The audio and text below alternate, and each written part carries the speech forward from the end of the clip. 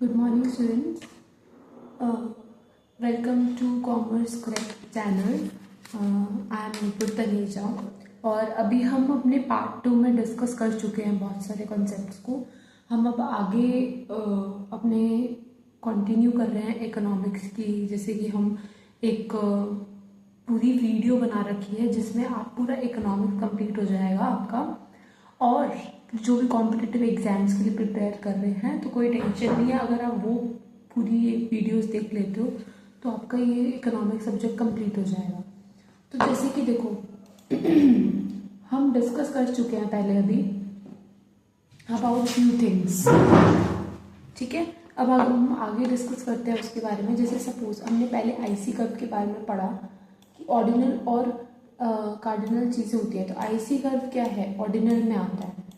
ठीक है, IC curve क्या है? ऑर्डिनल में आता है. तो आईसी कर्व क्या है? यहाँ पर ऐसे बनता है और यहाँ पर कुछ आपके पॉइंट्स आते हैं. जैसे यहाँ पर ए पॉइंट हो गया, ये दो बी पॉइंट हो गया, ये सी. तो ये क्या है? जैसे ए पॉइंट पे भी क्या है? दो गुड्स की कंजम्पशन हो रही है. तो ये आईसी कर्व के एजम्पशंस क्या मान के चलते हैं कि यहाँ पर मोनोटोनिक प्रेफरेंस है. मोनोटोनिक प्रेफरेंस यानी कि चाहे बनाना की कंजम्पशन कर रहे हो आप, चाहे एप्पल की कर रहे हो, कंज्यूमर क्या है दोनों के लिए मतलब मोर ऑफ गुड, जितना ज़्यादा गुड होगा उतनी ज़्यादा उसको सेटिस्फेक्शन मिलेगी. और यहाँ पर क्या है? सब पॉइंट्स पे वो क्या है? उसको इक्वल सेटिस्फेक्शन मिल रही है. ये एजम्पशंस होती है. और ये भी है कि कंज्यूमर क्या है? रैशनल है, कि वो अपनी चॉइस कर सकता है कि मुझे क्या चाहिए और वो ऐसा ही चीज़ों को चूज करता है, ऐसे ऑप्शन को जहाँ पर उसको मैक्सिमम सेटिस्फेक्शन मिलेगी. तो ये कुछ पॉइंट्स हैं जो आपको माइंड में रखने हैं. फिर हमने पढ़ा प्रोडक्शन के बारे में, कि थ्योरी ऑफ प्रोडक्शन. प्रोडक्शन में हमने क्या पढ़ा था कि यहाँ पर हमारे कुछ कर्व ऐसे बनेंगे. ठीक है, हमारा एमपी, थोड़ी सी शेप ऐसे चली गई इसकी, ये होता है एपी. ठीक है, तो जब तक हमारा एमपी जो है यहाँ पर मार्जिनल प्रोडक्ट है वो आपका क्या है? इंक्रीज हो रहा है ना. और एपी भी क्या हो रहा है? इंक्रीज हो रहा है. तो एमपी क्या रहता है? उससे ग्रेटर देन एपी रहता है. सेम चीज में आप जैसे ही जो एमपी है वो क्या है? यहाँ पर ये पॉइंट आ रहा है, दोनों इंटरसेक्ट कर रहे हैं. तो एमपी क्या कर रहा है? कट कर रहा है एपी को at its maximum point. Maximum point पे कट करता है. देन वी हैव यहाँ पर कि एमपी क्या है? ज़ीरो हो सकता है. देखो इस पॉइंट पे क्या है? एमपी ज़ीरो है. तो एमपी ज़ीरो है तो देखो यहाँ पर एपी भी क्या होने लग गया? डिक्रीज सा होने लग गया. एमपी फिर एक पॉइंट पे नेगेटिव भी है. पर जो हमारा एपी है वो हमेशा नॉन ज़ीरो और नॉन नेगेटिव, ना ही वो नेगेटिव हो सकता है ना ही ज़ीरो, हमेशा पॉजिटिव ही रहता है. ये कुछ एजम्पशंस हैं आपको याद रखनी है अपने एग्जाम के पॉइंट ऑफ व्यू से. सो कमिंग अप हियर, यहाँ पर हमने प्रोडक्शन डिसीजन के बारे में पढ़ा कि फैक्टर ऑफ प्रोडक्शन हमारे क्या क्या होते हैं. ठीक है, प्रोडक्शन फंक्शन ये होता है. अब देखो तीन कंसेप्ट आते हैं इसमें भी, टीपी, एपी और एमपी. टीपी क्या है? टोटल प्रोडक्ट, मैक्सिमम आउटपुट जो आप प्रोड्यूस कर रहे हो. तो ये एवरेज प्रोडक्ट और वो मार्जिनल. अब देखो लॉ ऑफ प्रोडक्शन के अकॉर्डिंग आपके पास दो लॉ हैं. एक है लॉ ऑफ वेरिएबल प्रोपोर्शन और एक है law of return to scale. अब लॉ ऑफ वेरिएबल प्रोपोर्शन क्या है? शॉर्ट रन वाला है. Law of return to scale क्या है? लॉन्ग रन है. ठीक है, और यहाँ पर क्या है? क्यों? क्योंकि देखो वेरिएबल प्रोपोर्शन में क्या है कि एक वेरिएबल आपका हमेशा शॉर्ट रन में क्या रहता है? फैक्टर. एक फैक्टर हमेशा कांस्टेंट रहता है और बाकी चेंज होते रहते हैं. जबकि लॉन्ग रन में क्या है? सारे ही चेंजिंग हैं. क्यों? क्योंकि लॉन्ग रन में आपके पास ज़्यादा टाइम होता है कि आप क्या कर सकते हो, फैक्टर्स में चेंजेस ला सकते हो. पर शॉर्ट रन में आप चेंजेस नहीं ला सकते क्योंकि उसका स्पेसिफिक टाइम होता है. आप उसमें कितने ही वो ले आओगे, मतलब कितनी ही चीज़ें वो कर लोगे. जैसे लैंड फिक्स है तो ये शॉर्ट रन में है. लॉन्ग रन में आप कर सकते हो, लैंड के साथ भी बेच सकते हो. होता है हमारे पास वेरिएबल प्रोपोर्शन। अब देखो लॉ ऑफ वेरिएबल प्रोपोर्शन की ना 3 स्टेजेस होती हैं, ठीक है, जो कि फर्स्ट स्टेज है आपकी increasing return, then decreasing return, then negative return. वही आपका जो डायग्राम है ये वाला, इसके थ्रू समझा जाएगा। फिर है law of return to scale. Return to scale क्या बोलता है, यहाँ पर भी 3 स्टेजेस है, increasing return to scale, decreasing and constant return to scale. Increasing return क्या होता है, जब आपका आउटपुट ज्यादा है इनपुट से, कांस्टेंट जब दोनों इक्वल है, और डिक्रीजिंग जब आपका आउटपुट तो कुछ आ नहीं रहा पर इनपुट बहुत ज्यादा आप दे रहे हो, तो वो डिक्रीजिंग रिटर्न की स्टेज हो जाएगी। अब इसकी क्या कैसे डायग्राम बनता है, इंक्रीजिंग रिटर्न में वही कि यहाँ पर ये वाला बनेगा, स्टीपर आपका होगा, यहाँ पर दोनों चीजें इनपुट आउटपुट सेम है। यहाँ पर क्या करा आपने, इनपुट तो ज्यादा डाला पर आपको आउटपुट कम ही मिल रहा है, तो ये थोड़ा सा ऐसे फ्लैटर बन जाएगा, ठीक है।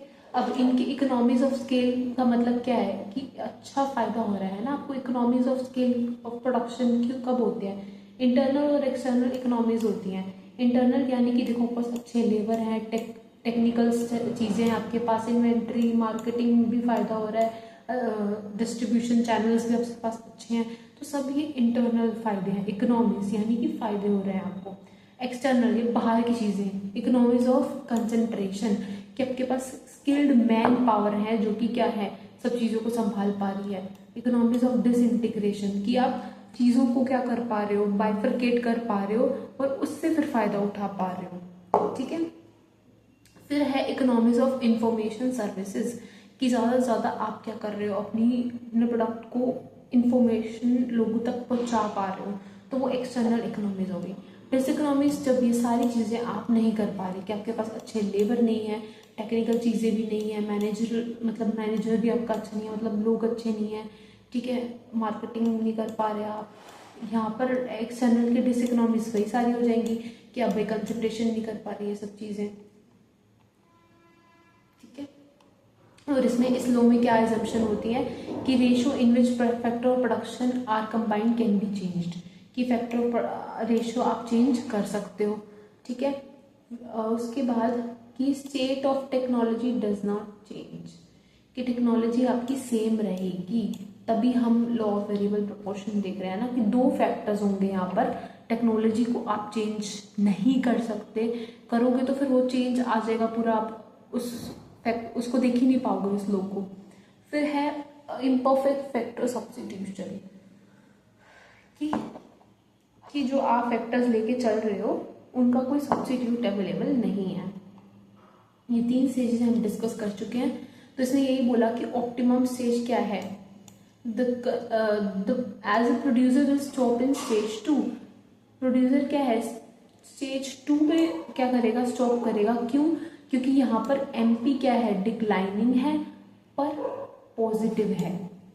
इस स्टेज के बाद क्या था, इस स्टेज के बाद तो वो क्या हो जाएगा, डिक्लाइनिंग है हो जाएगा, और क्या है, नेगेटिव भी हो जाएगा। पर जो फर्स्ट स्टेज है उसमें क्या है कि एमपी इंक्रीज तो हो रहा है, पर ठीक है, यहाँ पर देखो एमपी इंक्रीज हो रहा है, पर हम यहाँ पे क्यों करें, क्योंकि यहाँ पर सेकेंड स्टेज पे तो है ना कि वो डिक्लाइन हो रहा है उल्टा, एमपी मार्जिनल प्रोडक्ट आपका डिक्रीज हो रहा है। हम फर्स्ट स्टेज पे तो सोचेंगे कि भाई हम तो प्रोडक्शन करेंगे, अभी हमारे पास कैपेबिलिटी है, पर दूसरी स्टेज क्या है कि वो डिक्लाइन हो रहा है पर यार पॉजिटिव है, हम उस तक भी हम प्रोड्यूस करते रहेंगे। पर जब तीसरी स्टेज आ जाएगी, जब वो नेगेटिव हो जाएगा, तो हम उस पर प्रोड्यूस नहीं करना चाहते, तो इसलिए हम सेकेंड स्टेज पे ही प्रोड्यूसर रुक जाएगा कि मैं इतना ही प्रोडक्शन करूंगा। अगर उससे पार गया तो भाई फिर तो उसको लॉस होगा। अगर वो उस स्टेज से थर्ड स्टेज पे गया तो प्रोड्यूसर को लॉस हो जाएगा। फिर है प्रोडक्शन फंक्शन के आपके कुछ ये, जैसे फर्स्ट मेथड है कॉब-डेग्लस का। अब ये इसमें ये वाला ये फॉर्मूला याद रखना कि आउटपुट इक्वल होता है, ये जो कांस्टेंट फैक्टर है आपका लेबर का के ऊपर क्या है, share of labour in production, और के आपकी क्या है, कैपिटल बाय में बिटा। ये सब दे रखा है कि इनका मतलब क्या है। मेन यहाँ से क्या आता है कि जैसे आपके ये वाले कि a plus b is equal to constant return, greater than 1 है तो इंक्रीजिंग रिटर्न, लेस देन 1 है तो डिक्रीजिंग रिटर्न। और इसमें एक्सपेंशन पाथ होता है। एक्सपेंशन पाथ क्या है? ये ऐसा पाथ, ये ओरिजिन से स्टार्ट होता है और ये सारे आईसी कर्व के थ्रू जाता हुआ ये एक्सपेंशन पाथ है, ये वाली लाइन जो है आइसोक्वांट के, ठीक है। क्योंकि हम प्रोड्यूसर, देखो आईसी क्या था? कंज्यूमर इक्विलिब्रियम में था, कंज्यूमर इक्विलिब्रियम, ठीक है। जो आइसोक्वांट है वो भी आईसी जैसा ही है पर वो प्रोड्यूसर के में है, ये बात भी याद रखना। ये इसका फॉर्मूला, ओके। अब संक कोस्ट क्या होती है ये भी याद रखना। संक कोस्ट यानी कि डूबी हुई कोस्ट, कि आपने स्पेंड करा पर आप उसको आपने कहीं पे स्पेंड करा, जैसे कि एडवर्टीजमेंट, ये एग्जांपल याद रखना। एडवर्टीजमेंट एक्सपेंसेस क्या होते हैं? संक कोस्ट, कि अभी आपने उस पैसे को लगा दिया पर अभी आपको उससे कुछ भी रिकवर नहीं हुआ, ठीक है। वो आपको फ्यूचर में उससे फायदा होगा पर अभी प्रेजेंट में कुछ भी नहीं हो रहा, तो वो आपकी संक कोस्ट है। संक यानी कि डूब गई वो कोस्ट। ये ब्रीफ में है कि कैसे ये सब चीजें हैं। ये थी 3 स्टेजेस। यहाँ पर हम अच्छे से समझते हैं 3 स्टेजेस क्या है। देखो सबसे पहली स्टेज क्या है? जब एमपी, यहाँ पर एमपी क्या है? इंक्रीजिंग है, ठीक है। ये इस स्टेज पे ये भी टीपी भी क्या हो रहा है? इंक्रीज हो रहा है एट द इंक्रीजिंग रेट। फिर सेकेंड स्टेज है जब यहाँ पर कॉन्स्टेंट हो गया ना, यहाँ पे सेकेंड स्टेज में जा जाते हैं तो यहाँ पॉइंट ऑफ इन्फ्लेक्शन आ जाएगा। इस पॉइंट के बाद क्या है? टीपी इंक्रीजिंग रेट से इंक्रीज होना बंद कर देगा। देखो यहाँ पर आएगा, ये फर्स्ट स्टेज आ गई और ये एमपी की भी फर्स्ट स्टेज आ गई। यहाँ से स्टार्ट हो रहा है एमपी, ठीक है। अब यहाँ पर sorry, why I am making it increasing?